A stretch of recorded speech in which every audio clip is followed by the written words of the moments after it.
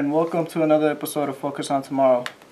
Focus on Tomorrow is a nonprofit organization located in Chicago, Illinois. You can find us at www.focusontomorrow.org. You can email us at focusontomorrow.org. Today, my guest is Uriel. Hi, Uriel. Hey, what's going on, Bakker? How you doing? We're gonna be talking about something new today. How the presidency has been really, out there. How Donald Trump been elected. It was like no one actually thought about it, especially in Chicago. And what are your thoughts about that? Man, my thoughts about Donald Trump winning the election? Yep. Well, there's a lot of thoughts about it. I mean, starting off with the point of how he won. Mm-hmm. I believe how he won was he ended up winning more electoral votes, right? He got the more popular vote. Hillary actually got more population vote. Yeah. Yeah. So I think starting off right there, I don't know, man. I personally didn't vote for Trump. I personally don't like Trump, but the kind of story, like getting into Trump and talking about Trump is kind of intriguing because a lot of people have their views about this guy, like negative wise and like positive wise. I guess people get different opinions, but for me, I thought it was BS. I personally think that he should have never won. I personally think that the popular vote should have got it from the longest, and Hillary should have won in a landslide. You know what I mean? This guy's very evil of a man. He's very bad at what the things that he does, and not only that, but like him winning presidency, people gotta understand that like it's gonna be a lot of change in the world, and it's up to us to try to see if we could put a stop to it, especially for us who's a minority, for all the Latinos and the gay lesbian community and the black community. I think everyone has to stand together and just try to find a way to fight it. Of course now, because he won presidency, there's all this protesting going on. There's all this, there's all this marching going on of how they don't want him to be president, and I think that's good and all. I think that's great, and honestly, I think that's a start of like trying to get him out of there. Maybe from possibly impeaching him, doing something maybe to make some kind of change or to get his mind right. Get his mind right and know that trying to go back to the old ways and how it was when the Constitution first started. It's not like that no more. It's not 1876 no more. It's 2016. 2016 times has changed. Culture has expanded. People of all kinds of gender and race, are in this world now, in this country alone, and a lot of things are different now. And people gotta understand that we can't go back to the old ways and how we used to, and we just have to find a way to find a common ground, because there's not really gonna be never no answer when it comes to politics. There's never no answer, and that's what's hard about it, Yeah. The main thing is you need to find a common ground, and the thing is, like, right now, Trump winning presidency, we have no common ground, We would have, the Democrats and Republicans, in the same room, and there would be some kind of, like, fighting common ground where, everything's settled and everything's okay, and they're going to do what they have to do, but the fact that Trump is there now, we lost that common ground, so we'll look forward to see what goes on the next 4 years. Yeah, since Tuesday, there have been a lot of protests over the city. If Donald Trump won the election by rules, what are people so upset about? I think they're just upset of how he won. I think they're just mad at the fact that all these months of like giving him all this petty basically, and give him the maturity that we are. Give him all these skits, all these memes that we see on social media, just talking so much stuff and talking bad about him, and saying, oh, Trump's not gonna be my president, Trump's not gonna be this, Trump's not gonna be that, and it's like, for what? He still ended up winning, and I guess that's what kind of gets people really upset, and not only that, but the fact that the other candidate is not too good for herself either. So it's like kind of two of the lesser evils that we have to deal with, but. The fact that Trump won and there all this protesting, I mean, hopefully it changes. I mean, like I said before, hopefully it changes, and hopefully the system needs to be different. Definitely needs to be different from the way they elect them. All right. So let's get into the car accident during David Wilcox. You mean Wilcox? Wilcox, my bad. Was involved into a car accident, and hold on, we have a caller. Yes, how you doing, young fellas? Listen, I'm Mexican-American. I'm 68 years old. Okay. Fought for my country in the Vietnam War. Okay. And I didn't go protesting if I lost something. Listen, you want to win, go vote. This was one of the lowest outputs of voting. And then the people are in the streets yelling and screaming, burning stuff down. Man, be a man. Be a young woman. Take it. I want to go vote. I hope you guys, if you were old enough to go vote. Because I don't want to see nobody that's protesting that didn't go vote. Thank you. All right, thank you. Exactly, and he's right. He's right. I mean, people need to go out there and vote, and I think that's why we emphasize the voting so much this year for this election, because if we don't go out there and vote, bad stuff will happen. You know what I mean? And Trump winning the election, and this is a perfect example of us not doing what we got to do right, especially for the people who have an opportunity to vote. Us Latinos, us Black people, us gay, lesbian people who want to make some kind of difference for their country and to move forward. We actually have an opportunity to go out there and vote, and we actually had an opportunity to make a change, and some of us didn't do that. Some of us didn't go out there and vote. Some of us kids felt like because it was two of the lesser evils, there's no way for us to go out there and vote. So, yeah, I mean, I definitely recommend everyone just go out there and vote, And then going back to the Wilcox story, Yeah. The story was apparently he got hit by a car and someone attacked him while he got into an accident, and someone ran up to him and said, "You shouldn't vote for Donald Trump." Well, and he beat him up. You see, and yeah, exactly. So so what that story was, of course, they how are you just gonna do that for a Trump supporter? Not only that, but like what's crazy is like that's us, that example of Wilcox getting run over and getting beat up because he was a Trump supporter is basically an example of the hate that we all have for this guy. And not only that, but like me being Mexican American, and from the outcome of this election, I felt different in a way, you know what I mean? And I kind of feel the same way these people feel in the way they jumped. I'm not saying that it was a good thing for them to jump him, No one should ever get beat up for who they're running for, because whoever's opinion is their own opinion, and no one should ever get beat up like that or ever get run over for any kind of reasons, especially for any kind of one who's voting. So my thing is, like, I see why there's so much hate there and so much tension, because, like, Donald Trump being the racist that he is, and, knowing he had lower class, white people attention, and he made them vote, and he actually had opportunity to win, it gets everyone mad, and it gets everyone thinking, like, man, like, now that Trump won, I look at a white person and be like, no, like, he voted for Trump. And people get racist right away. It's like basically saying, like, you see a white guy and you automatically think like he possibly voted for Trump. And it's actually divided like that, and I've seen that now. And it's crazy, and it's really, really sad, that the fact that we're so divided now, and the fact that he just got jumped is just horrible. And honestly, like, beating up other supporters of whoever for Trump, that's not the way to go. I mean, violence, like the last caller had, violence is just not the way to go, dude. Like, it's not the way to go. There's no answers for it. There's no change if you're gonna just bring up any kind of violence.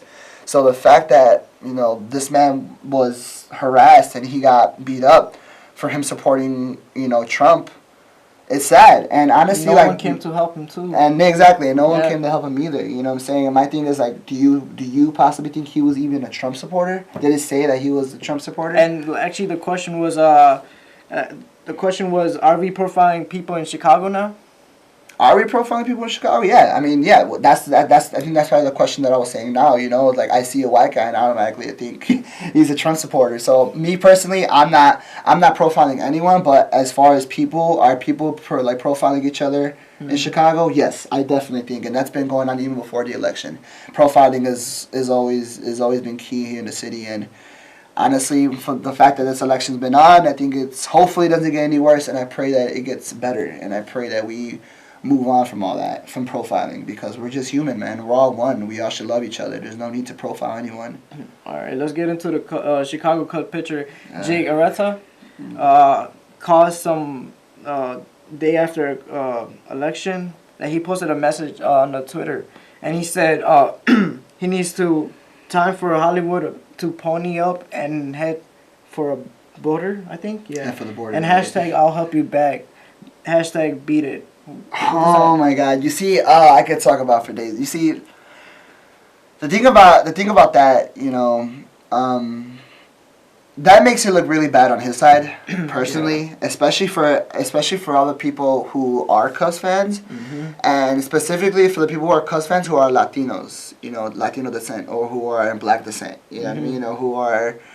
Who are any kind of Latino, any kind of Latino concept. But my thing is, it's like him saying that really, really, really, really, really, really, really, really, I believe, changed the perspective of how everyone looks at the Cubs, especially Jake Arrieta. He's a Cy Young MVP award winner. You know, he's a World Series championship now. You know, champion, and he's a championship for the Chicago. He's a champion for the Chicago Cubs. You know, in Chicago. You know, knowing that we're the most diverse city in the nation. You know, there's all kinds of cultures here, and there's, you know, and there's all kinds of different people here. Not only that, but there's all kinds of different people in Chicago from the fan base wise. But not only that, but like there's also Latino people inside his team. You know, there's also people who are not inside his own team, inside his own dugout. So, but from that, his coach actually retweeted, or he said it's about his freedom of speech. John Madden or was it the owner? It was the owner. What's his name again? His name, I'm not sure. I think his name is Theo Aspen. Aspen, yeah. That's what I'm saying. Yeah, that's what exactly you guys were talking about. Yeah, they were talking about his First Amendment. Mm-hmm. So his freedom of speech, whatever he wants to say, he could. So. You see, and like, yeah, and exactly. I guess, and like that right there tells you, like, we can go and continue back what I was saying. You know, Arrieta is a Cy Young winner. He is part of he's part of an organization that's been around for a long time and that's recently made history. You know what I mean? And you mix all that in with all the emotions in the city of, like, you know, all the emotions going on in the city of them winning a championship, and you mix the emotions of the election going on, and you mix the emotions of all the minorities and all the, you know, and all the people who are being discriminated, you know, from this type of election and from the world. And he says something like that on Twitter, especially on a social media platform where everyone gets to see it, was just really, really bad. And gives me every reason to know and to reason why, like, I just don't like the Chicago Cubs.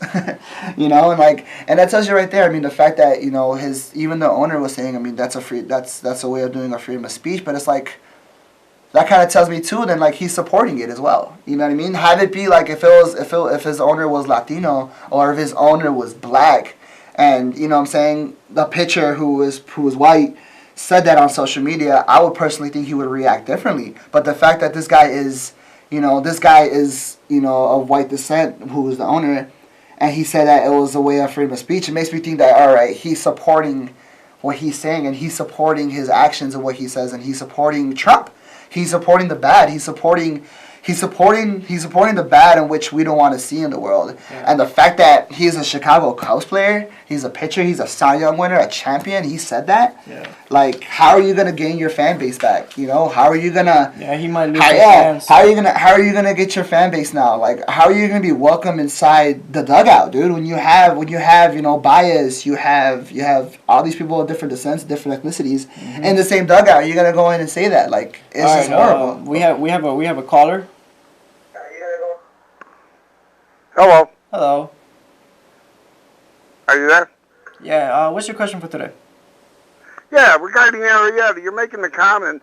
In other words, that gentleman can't say how he feels.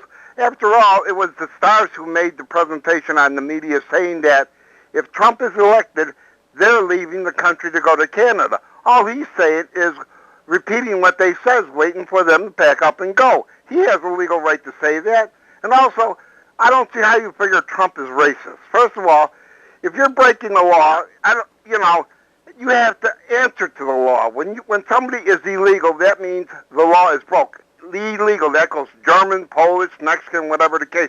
Do you think if we went to Germany and we were illegal in Germany, that we could stay there? I don't think so. So as far as your comments go, you're a little off base there. I think you should check your history. Thank you. All right. Let's move on, actually. And no. Actually, going back to what he was saying, you know, you know, I mean, I understand you have to go back to knowing your history, and yeah, he does have a right to doing a freedom of speech, but like the fact that, you know, all I'm saying is him saying that kind of comment, you know, it's just makes it look really bad on him personally, you know, especially living in the city of Chicago, you know, he was a champion. I just feel like it just makes him look really, really bad. And everyone who has hate for him after that comment has every right to hate for him, because, you know, I mean, that's their freedom of speech. Yeah, that's their right for them to be angry at them and not to be the thing. And yeah, of course, it's his right to do it. But I mean, at the same time, I mean, it's hurtful. It's hurtful, dude. Like it's those kind of words that you say on social media, and we see that, you know, especially being a Latino myself. You know, it's hurtful. like, this is the type of player that we look up to. This is the type of player that my little nephews and my little nieces look up to. You know what I mean? They see his skill. They see how dominant he is of a player, you know? And for him to say that kind of thing, it's like, kind of makes you just look at him a little differently, you know? Yeah, like, maybe he's not racist, you know? Maybe, like you were saying, maybe Trump, maybe Trump, I'm not going to Trump, but speaking of Arietta, maybe he is not racist. Maybe he was saying that, you know, for the comments, but like him saying that, I could personally think he could have just switched it up a little more. And, you know, and I truly believe Trump is really a racist. I'm not going to really get into that right now. I got no energy. That's that's my opinion. I mean, I truly believe Trump is a racist. You know what I mean? I could definitely say he's a racist, you know, hands down. And no one, and I bet you there's hundreds of millions of people who agree and disagree with me. Yeah. And it's no problem. That's like your first amendment. So yeah, right. That's exactly. That's your first right. Yeah. Learning your history, what you do. So, I mean, going back to Jake Arrieta, I was never a Cuz fan, you know, so him saying that comment gave me a reason why I'm not a Cuz fan and why I personally think that his decisions of saying that on Twitter and the owner's right to support him is just wrong. It's just really, really wrong, especially what's going on in the world. It's just really wrong with what's going on, and honestly, people should look at that a little more than just trying to shrug it off like it ain't nothing, you know? Okay, yeah. What's it called? The Cook County Board approved a new tax on the sugary drinks, which amount to a penny per second. A new tax is supposed to be raised and prevent jobs cut in a new county criminal justice system. So they're saying the amount of pops should pay more, or the taxes encourage people to stop drinking it altogether. I think it's a little bit of both. I think it's to each his own, because you could kind of like taxing the sugary drinks, that's obvious. I mean, that was probably going to happen. It's actually a good idea. I mean, for people who want to be a little, you know, who be a little the healthy side, and not only that, but, you know, prevent yourself from, you know, getting yourself ahead. But I mean, it's still there. They're just taxing you more. So it's kind of like, a situation where it's like cigarettes almost. You know what I mean? Like it's like cigarettes are taxing every half year here in the city of Chicago. And we know it's bad for us, and we know it has a bunch of health problems, but we still manage to pay that extra little tax. So if you relate that to sugary drinks and you relate that to, you know, taxing it up, honestly, and people are going to be upset about it, but are they going to care? I personally think they're probably not going to care, because they're still going to pay for it. I mean, I'm sure if they charge an extra 10 cents for a Gatorade, I'm more than sure I probably will pay the extra 10 cents for the Gatorade, because I like Gatorade so much, you know? Same thing if you're going to buy a McDonald's Whopper or McDonald's Big Mac, you know what I mean? If it's $4 and they want to charge me $5, but I love McDonald's Big Mac that much, I would definitely pay another $1 for it, because I would do it. But I mean, what do you think on that? I mean, do you drink a lot of sugary drinks? Do you eat drink a lot of soda? Yeah, I do. You know, that's personally like my favorite thing. But then if like, you know, you go outside and then there's like, it costs more, tax costs more than, you know, the amount of pop, I wouldn't buy it, you know, my personal opinion. So let's move on, actually shifting to gears to sports. There is among the Bull fans out there, right? They're trading Nikola Mirotic during his rookie season. He looked like he was developing up players and making 20 points per game. You know, he was scoring and 7.5 per while shooting 37.5% of, you know, on the field and 24% on the 3-point range. Right. So do you think the Bulls consider moving on to another direction? Man, you see, I could definitely talk on this topic a lot. I think everyone who's watching this could agree on their own opinion. I think this is where it gets really fun. Nikola Mirotic, should he get traded? Should he not get traded? If he's gonna get traded, I would definitely want to get him for someone who's really, really valuable, not for someone who's equal as him. You know, kind of like the last trade that the NBA Bulls had, where they had D-Rose. No, not the D-Rose. Oh. Yeah, the D-Rose too. Exactly. You know, Speaking, if you want to go to D-Rose, we can start off with D-Rose. I think the D-Rose situation was kind of bad too, trading him.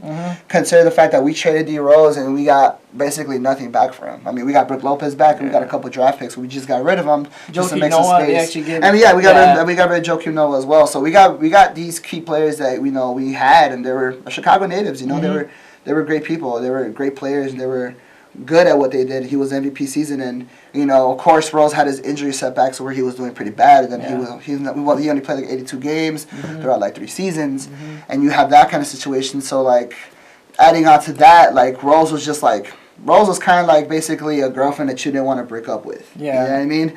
Rose was kind of like a relationship that it was better off if you just let it go.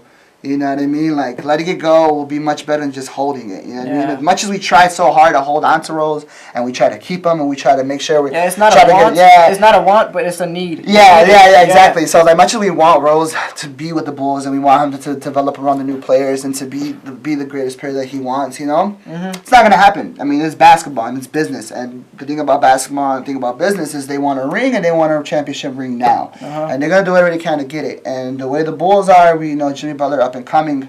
You know, we had D-Wade, we had everyone coming off their contracts in 2016, so everyone's re-signing. So we had that in the mix, and I guess it was just time to let go of Rose, you know? Yeah. So my thing is, all right, we get rid of Rose, we get rid of Noah. That's no problem. We'll do that. All right, I'm in. But we get, I don't know how many different kind of round picks, and we get some bums basically. We get who do we get? Rookies. I forgot. I know we got a couple picks. We got a couple of mediocre players for Rose. Now, I call them mediocre because I mean they weren't all-star caliber. They weren't MVP caliber teams. They were just getting traded left and right from different other teams, and that upset me because like man, like he's more valuable than that. Like you're gonna tell me that we have all this, we had all these assets in our team, and Rose did so much for our team, and you know he was an MVP year and. He was an MVP caliber team, and not only that, but that same season before he got traded, he was slowly but surely becoming his own player. He was averaging like 7 points. Yeah. He was averaging like 7 assists and like 12 to 13 points. So he was slowly becoming his player that he was, and not only that, but he was adapting to it, you know? And for us to just get rid of him was like, it was heartbreaking. But going to Nico Mirotic, that goes together as well because, you know, we don't have Noah no more. So we don't have the defensive, you know, backcourt that we used to have anymore. We have Taj, we don't have, well, no one ever really dunked before. He always go for them, you know, it was always Taj. But, like, you know, my thing is, like, we don't have that big man asset no more. Yeah. So for me to get rid of Nico Mirotic, this is where he was, third season with us. And, yeah, he shoots a lot of threes. He shoots so many threes that I get really upset about. And I think it's really, really, really, really, really, really dumb that he does that. And the fact that, you know, he hasn't developed yet, I mean, a lot of people use the excuse where, you know, because he was a professional player prior to coming to the NBA. He was just in Europe, you know. He was just playing in Spain. He was playing professionally in Europe. So, you know, people could say that he came and he had to get adapted to it and he wasn't really used to it. But it's like, dude, like, it's already been like your third, fourth season already. Like, you should be the player that we expected you to be, and we're expecting you to be, and you should be the player that you are. You know, you're great. He's a great, talented player, and I think personally, like, if we're gonna trade him, just trade him for someone valuable. Let's get someone valuable for him, and not someone who's basically the same caliber as him. And get rid of him. And Bulls have been like great since like you know Michael Jordan. They've been before that too. They've been really great. You know they've been winning. But Michael Jordan was like in the 90s. 90s, yeah. Michael Jordan was in the 90s, so like we kind of been slumped. We've been slumped since like forever. You know, we barely picked up the skill. We barely picked up a really good strong team by like 2010, 2011 when Rose was coming in. So to get rid of Nico Mirotic, would I want to get rid of Nico Mirotic? If I was to name a couple players I would want from Mirotic, which I probably think won't happen because, you know, Mirotic is a power forward. So if you're gonna bring any kind of other power forward, maybe like DeMarcus Cousins. You know, DeMarcus Cousins, if you're hearing me. Yeah. Definitely try to come to the city. To probably like him, but I mean, if it's gonna be for a valuable player, I would definitely want to try to go for Mirotic. Definitely trade him. But if it's not gonna be for a valuable player, then no, there's no need to trade him. There's no need to get rid of Mirotic. You know, the kid is averaging his good points. He's doing what he has to do. You know, and hopefully he just picks up his game. He gets used to it. That's the thing. Like, it's a big good season so far, so we can't even like.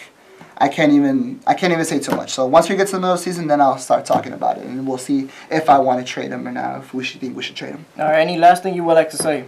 Yeah, I think basically be you and vote. Definitely vote. Yeah. We've seen this bad election going on, and you know all these crazy stuff's going on, all these protests, and if you don't stand for something, you will fall for anything. All right. Stand for something. As we all know, Focus on Tomorrow is a nonprofit located in Chicago, Illinois. You can find us at www.focusontomorrow.org. You can also email us at focusontomorrow.org. I would like to thank my guest, Uriel. Thank you, Black. I appreciate it. See you next time.